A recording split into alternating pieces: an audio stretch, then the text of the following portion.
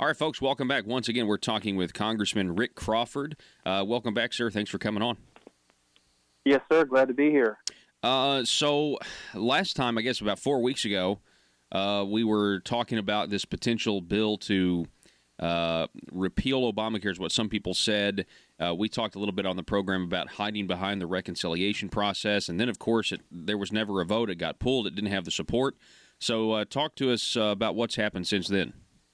Well, as you can imagine, there's been a lot of, I think, probably introspection within our conference on how do we move forward. And I think that, there's really some core considerations that have to be given there. We need to have more people at the table, and I think we need to, pump the brakes a little bit. I believe, and I think a lot of other folks do too, that we had this artificial deadline that was sort of designed to coincide with the anniversary of the signing of Obamacare. And, anytime you put these dates certain out in front of folks, that's generally not going to end well. And I just don't think we had enough time to do due diligence on this particular piece of legislation. And in the end, there were some things that a whole lot of us weren't comfortable with. And there's a lot of folks that would like to point their finger at the Freedom Caucus, but they were the most vocal, the most visible. But the fact is there were a whole lot of folks that aren't members of any particular caucus other than just being, Republicans that had problems with it. And, you had moderates that had problems with it. You had centrists that had problems with it. You had conservatives that had problems with it. And you had some libertarian-leaning Republicans that had some problems as well. But I think the Freedom Caucus being the most visible and the most vocal probably were a convenient sort of scapegoat. But the reality is there were a whole lot of folks that had some concerns about it. And I think it was the right thing to do, to not force it and not put it on the floor, but to back up and regroup, take another shot at it. And I think we're making some pretty meaningful progress toward a solution that we can all live with. There's now talk that it may come back up. Do you expect health care to come back up pretty soon?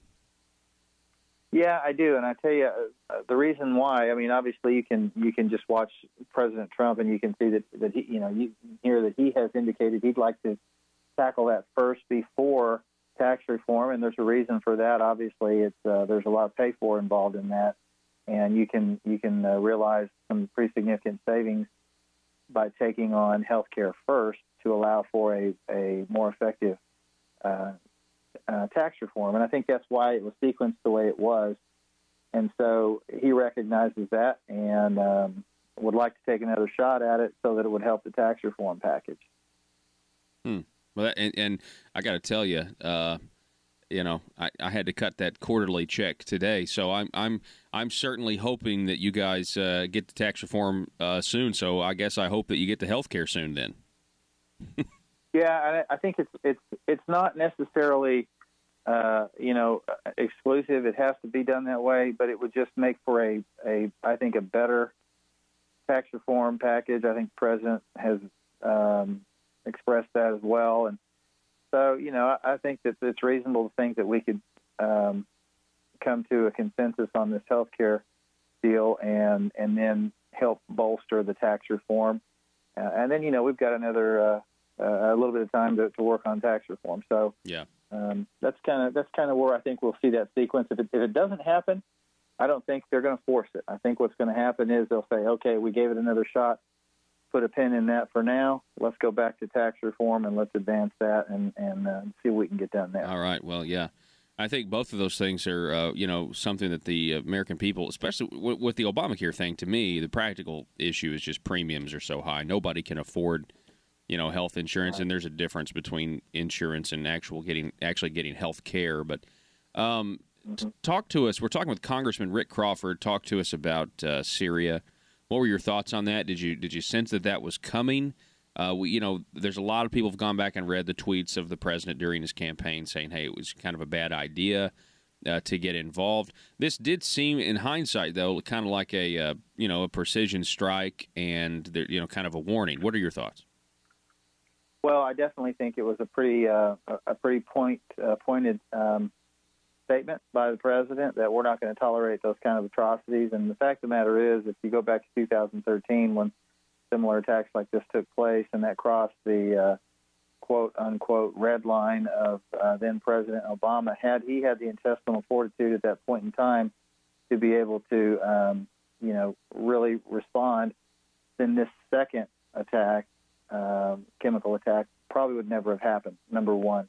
Number two, what happened here? Did the Russians dupe us? Did the Syrians dupe us? Or what's the deal on when they said they destroyed all their chemical stockpiles? Somebody was not forthcoming, and the Obama administration obviously fell, in line with that, and were led to believe and were willing to believe that, in fact, Assad had destroyed his chemical stockpiles. It's possible he could have created some more since then, but highly doubtful. But it is, I'll give him the benefit of the doubt. But from the standpoint of policy, that red line cross should have been met with decisive and swift action. In this case, it was. And I think that not only sent a strong message to Assad, I think it sent a strong message to Putin and to the Iranians and to the North Koreans. And then, punctuating that with the Moab strike in Afghanistan was also another, not coincidental in the timing, and to let people know that we are fully engaged and we intend to destroy ISIS. Yeah. Hey, let me ask you this. Somebody, who's, you're in Washington, D.C., and, I know you've served in the military, you were overseas. But specifically, I mean, what do we know about this, about Assad? I mean, to me, the timeline of this, I mean, is he really just, a crazy person to think that, because, a week before you had Rex Tillerson, he came out and he kind of said, hey, your removal is no longer required. Your future's up to the Syrian people. And then less than a week later, the guy does the one thing that, is going to potentially get him Gaddafi'd. He saw what happened to Gaddafi. So is he really just that crazy? Yeah, he is. And there's some commonalities among some of the leaders in these Islamic nations in that they're higher level officers and political figures and things of that nature oftentimes are educated in the West, whether it be in Great Britain or the United States. I've interacted with these officers overseas, and it was kind of funny because they spoke English very well, and they were very well versed in American culture. I can remember serving with one captain that was had been educated at University of Illinois, and he loved American music, and we had some of those kinds of things in common, and yet the enlisted men are almost forbidden, to engage, and education is reserved for those in the upper echelon, and typically that education takes place in places like Great Britain or in the United States. So Assad is kind of that way. I mean, he's educated in the West. He's actually very well spoken. His wife was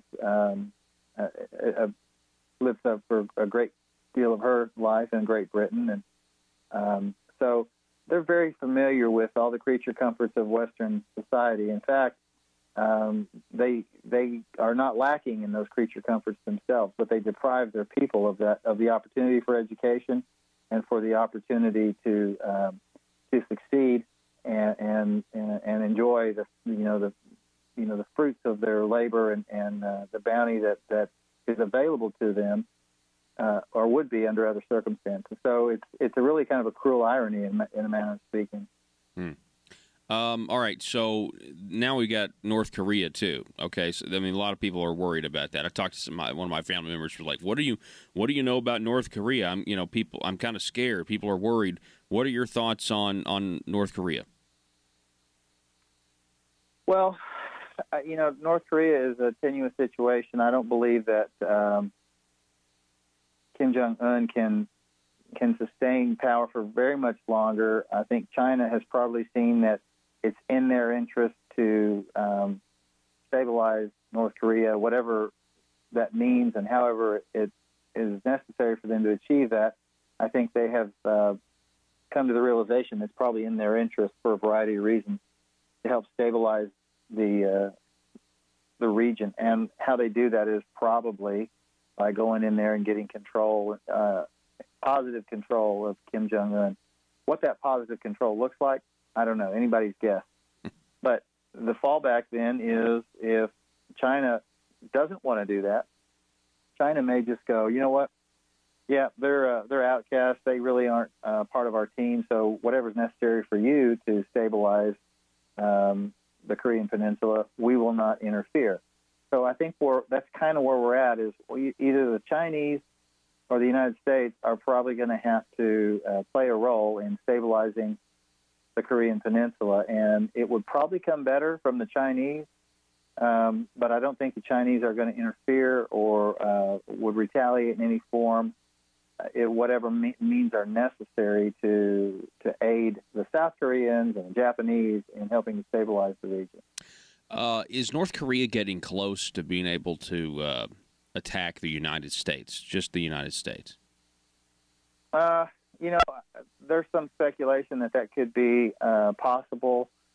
It seems like every time they try to test an ICBM, what their version of an ICBM is, it ends up, falling into South China, or, the Sea of Japan or something like that. It doesn't ever go well for them, but they continue to, try to demonstrate that they are a legitimate power. And I don't think that it's something that you want to just dismiss. I think they have a certain capability. I don't know what the full capacity of that is, but it definitely bears watching. But the greatest threat is probably to our allies, obviously South Korea and Japan. Mm-hmm. Yeah. We're talking with Congressman Rick Crawford. All right, so let's kind of bring it down back to a local nature. The Farm Bill. What can you tell us about what's next for the Farm Bill? Well, we've already, we've had 2 years of pretty aggressive hearing schedules over the last Congress, and we've already had, I've chaired 3 subcommittee hearings myself, building on, or preparing for marking up the Farm Bill in this calendar year. I think it's probably likely that we would begin marking up the Farm Bill possibly in November, December timeframe.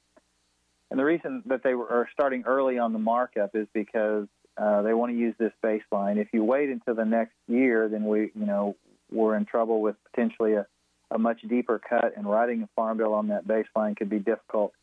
The other thing is, you'll push that off, actually considering the Farm Bill on the floor till after the election. Nobody wants to talk about a Farm Bill walk up to an election. It's not a fun thing to deal with. And, nobody wants to deal with the political fallout. Now, for me, it's easy. Folks around here kind of expect me to be at the table, when it comes to Farm Bill and advocating for what is our biggest industry. And that's fine. But there are so many others that don't have that same constituency, that kind of requirement. And so they don't want to fool with it. So what you're likely to see is to push that off to the latter part of the calendar year, most likely the lame duck session after Election Day, and then get it across the finish line. And that actually is timed properly in terms of not having to do an extension, but being reauthorized at an appropriate time. So that's likely what I would see from a sequence standpoint. What you're probably going to see is very little change in the Farm Bill, with the exception of cotton will be brought back into Title I.